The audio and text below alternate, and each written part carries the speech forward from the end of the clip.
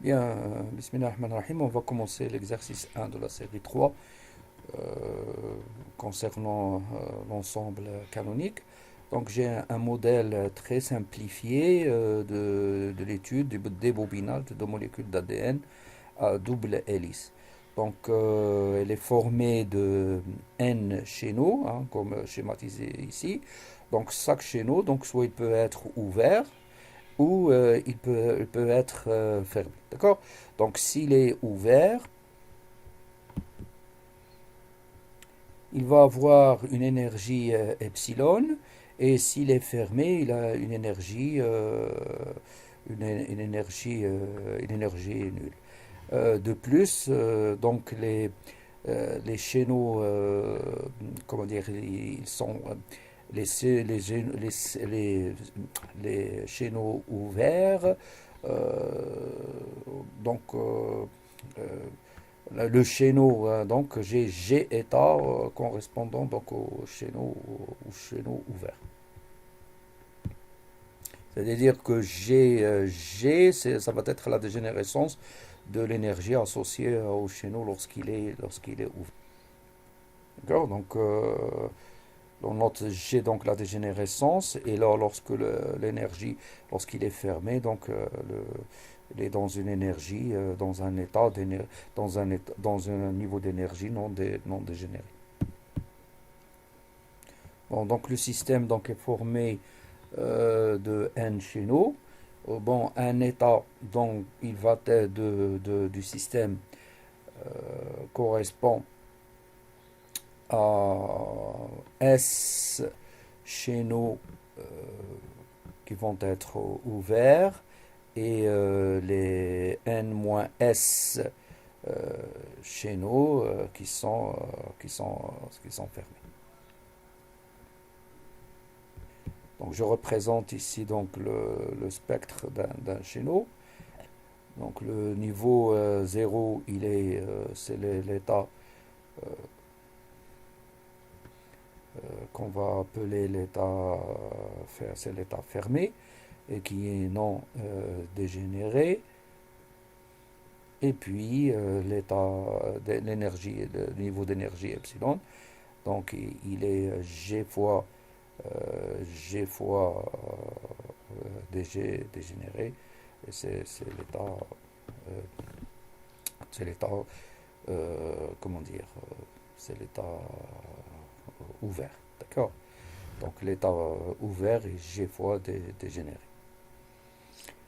Donc la première question, donc on demande de calculer l'énergie de l'état du système.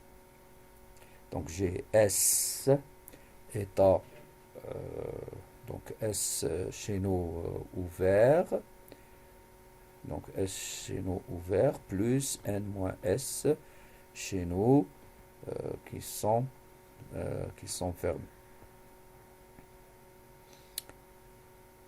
Donc l'énergie donc, va correspondre au S chaînon, donc chaque chaînon ouvert il a une énergie epsilon, et n-s sont fermés, et s'ils sont fermés, du 0, donc E est égal à S fois epsilon. D'accord? Donc la deuxième, donc on demande en plus de calculer, donc on demande de calculer la fonction de partition canonique. Donc la fonction de partition canonique, c'est la somme sur les états de l'exponentielle bêta epsilon exponentielle moins bêta ER, c'est un facteur de normalisation de, de la probabilité. Donc ça va être, je somme maintenant sur les niveaux. Donc je dois multiplier par la dégénérescence. Donc ça va être le oméga de E exponentielle moins bêta ES.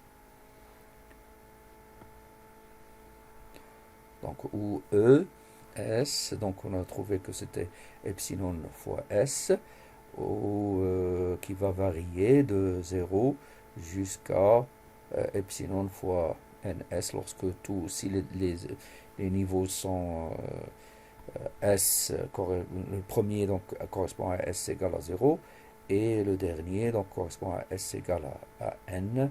Euh, euh, donc d'où la fonction de partition canonique. On va sommer de 0 à n.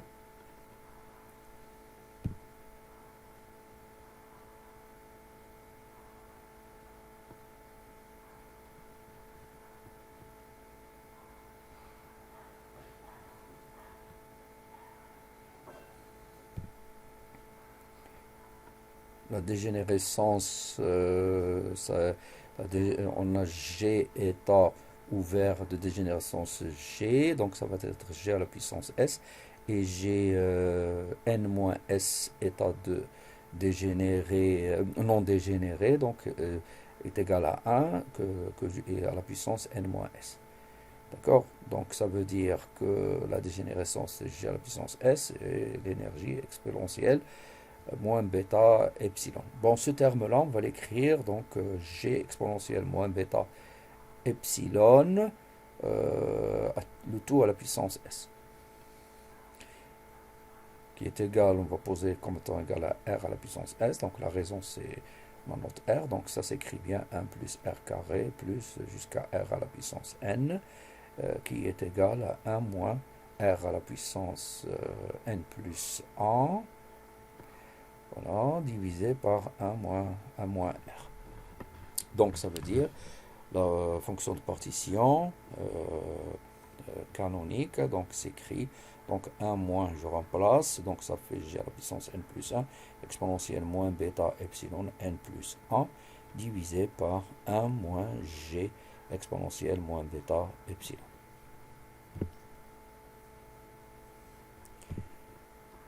Bon, la deuxième question, on va changer la variable, on va travailler avec x. X de t, on pose x de t, c'est g exponentielle moins epsilon sur 4t.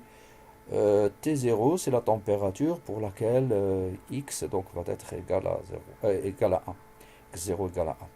On demande de calculer delta x. X0, c'est x à t égale à 0, qui s'écrit g exponentielle moins bêta k sur t0.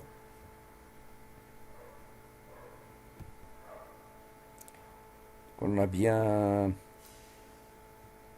x égale à t0, c'est g.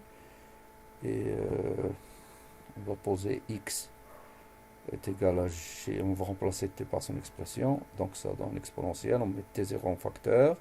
J'ai remplacé. Donc c'est le reste 1 moins plus delta t sur t0. D'accord? Or, delta t sur t0 est très inférieur à 1.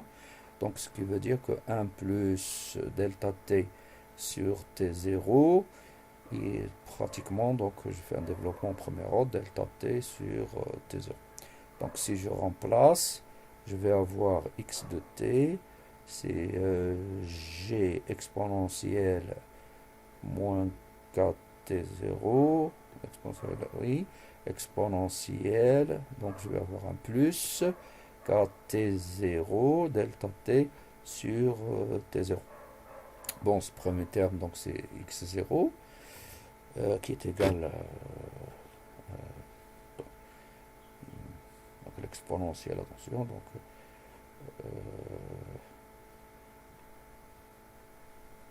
c'est k, attention, il faut être, voilà, donc il y a un carré en plus, donc ça fait 1 plus k delta t sur t0 au carré, d'accord? Donc x0, donc lui, donc ça s'écrit donc est égal à 1. Donc j'introduis le logarithme, donc logarithme de x0 c'est 0, qui va être égal à ln de g moins epsilon sur k t0. Donc ça veut dire que epsilon sur k t0 s'exprime bien en fonction de ln de g. Voilà. Donc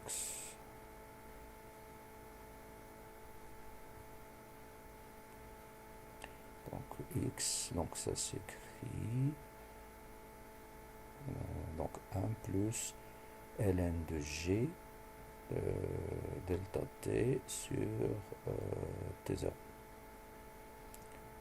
D'accord? Donc delta x, c'est x moins x0 qui va être égal à x moins 1.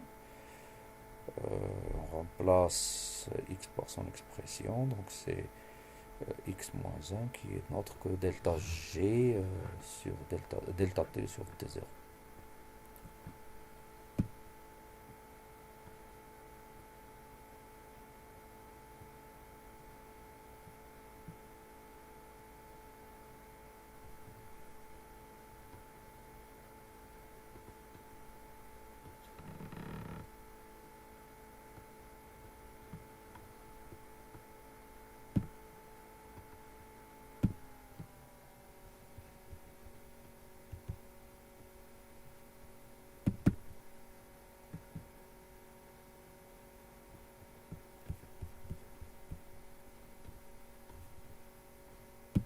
S'écrit x à la puissance n plus 1, donc y, j'ai introduit le logarithme, donc c'est ln de x, n plus 1 ln de x.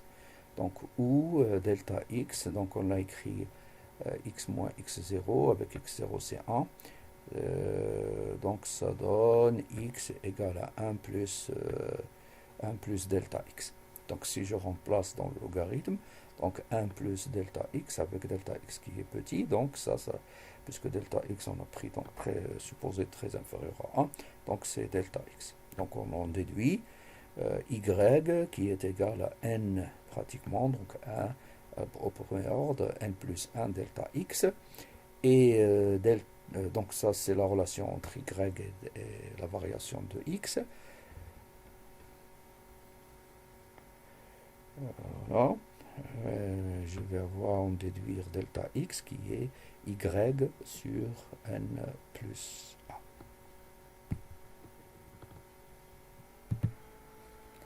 D'où z canonique, donc c'est 1 qui s'écrit 1 moins g sur exponentielle epsilon sur 4 puissance n plus 1 sur 1 moins g exponentielle epsilon sur 4t. D'accord? Donc ça c'est x, donc de même ici qui est à la puissance n plus 1, donc ça s'écrit x à la puissance n plus 1 sur 1 moins x. Donc je vais remplacer dans l'expression de z, g exponentielle moins epsilon sur 4t par x, donc ça donne 1 moins x n plus 1 sur 1 moins x. On va noter, on note delta x et x moins x0, donc je vais multiplier par moins 1 en haut et en bas, donc ça donne x plus 1, puisque delta x c'est égal à x moins 1, donc ça donne bien delta x. D'accord? Donc delta x c'est y sur n plus 1, donc on va écrire z sous la forme exponentielle de y moins 1 sur, et le delta x, donc c'était y sur n plus 1, d'accord? Donc on va écrire c'est n plus 1 facteur de l'exponentielle de y moins 1 sur y. On va en déduire donc l'énergie inter qui est la moyenne de E, c'est la dérivée de ln de z par rapport à bêta.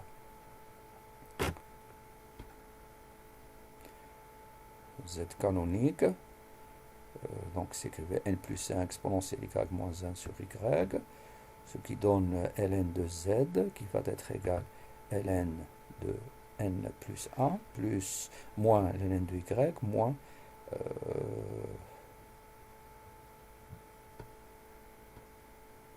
calculer l'énergie interne, donc moins d de log de z par rapport à bêta, et de log de z par rapport à y, on va faire les dérivées croisées, donc c'est par rapport à y, on dérive y par rapport à x, et après on dérive x par rapport à bêta. La dérivée de x par rapport à bêta, c'est moins bêta g exponentielle moins bêta epsilon,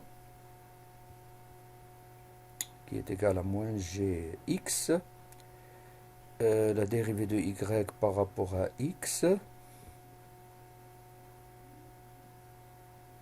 La dérivée de y, donc ça va être n plus 1 sur x, car y, elle est égale à n plus 1 x, ln de x plutôt. Donc x aussi, je vous rappelle que x, on avait, c'est g exponentielle moins bêta epsilon. Maintenant la dérivée de ln de z par rapport à y, donc la dérivée du premier terme, donc c'est 0, donc il me reste moins 1 sur y, la dérivée de ln de y, et puis je dérive le deuxième logarithme, donc ça donne exponentielle y sur exponentielle y, donc moins 1, qui donne moins 1 sur y. On factorise exponentielle y qu'on simplifie, donc il reste 1 moins exponentielle moins y. D'où u, donc c'est moins, donc le signe moins devient signe plus, puisqu'il y a produit de deux signes moins, dans moins g exponentielle de x, et puis dans la définition aussi. Donc c'est un plus, donc le x se simplifie, et on va avoir n plus 1 epsilon, donc moins 1 sur y, plus 1 sur 1 moins exponentielle moins y.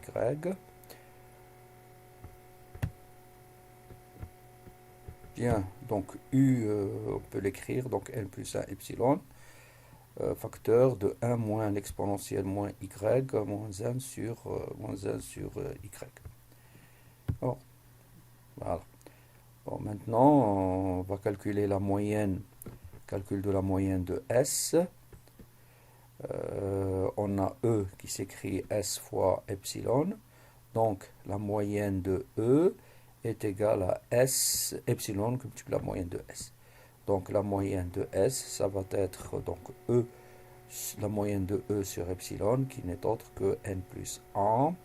Donc, facteur de 1 sur 1 moins exponentielle moins y, moins 1 sur y. Voilà.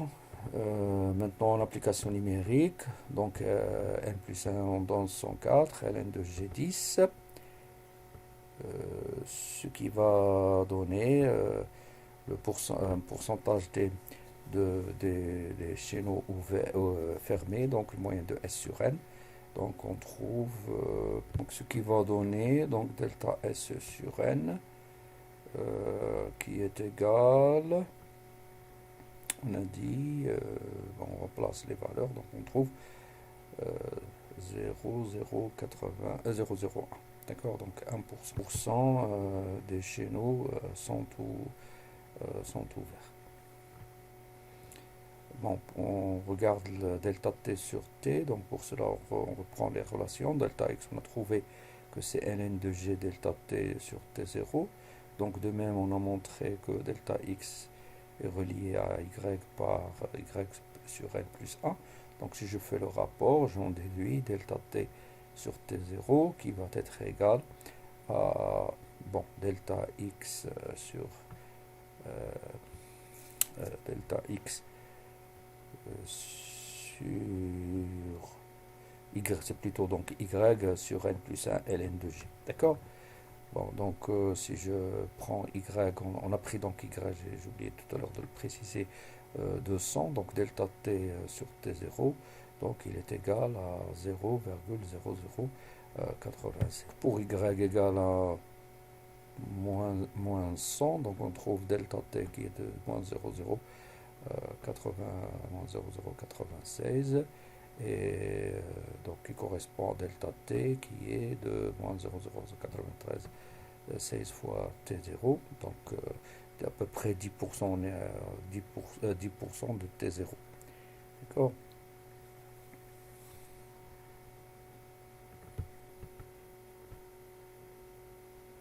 Donc moins 100, ça donne delta t sur t0 moins 0,096. Et ça donne delta S sur n qui est de 1%. Donc 1% sont ouverts.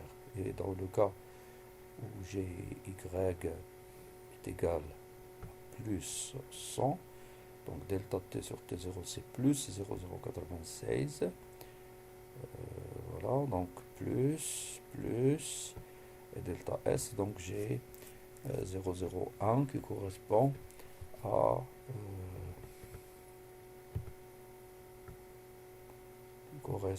delta S sur n, donc ça va être 0,99996, donc ça fait 99,96%. D'accord? Donc des chaînaux sont fermés,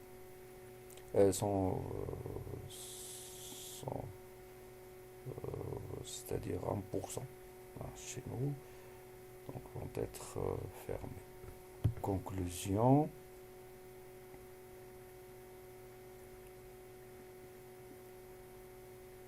Sont ouverts, donc 1% sont fermés, oui, c'est ça. En conclusion, donc on peut dire, donc, si T la température et T0 plus delta T ou delta, ou les, comment dire, si T est de T0 plus delta T, donc les chaînaux sont ouverts, c'est-à-dire si T est supérieur par delta T, hein, donc delta T c'est 0,096 à peu près T0, si elle est en dessous de T0, donc delta T, donc j'ai dit que c'était T0 sur 10, ça veut dire 10%. D'accord, on a pris en valeur absolue en fait, hein, donc positif, donc elles vont être fermées.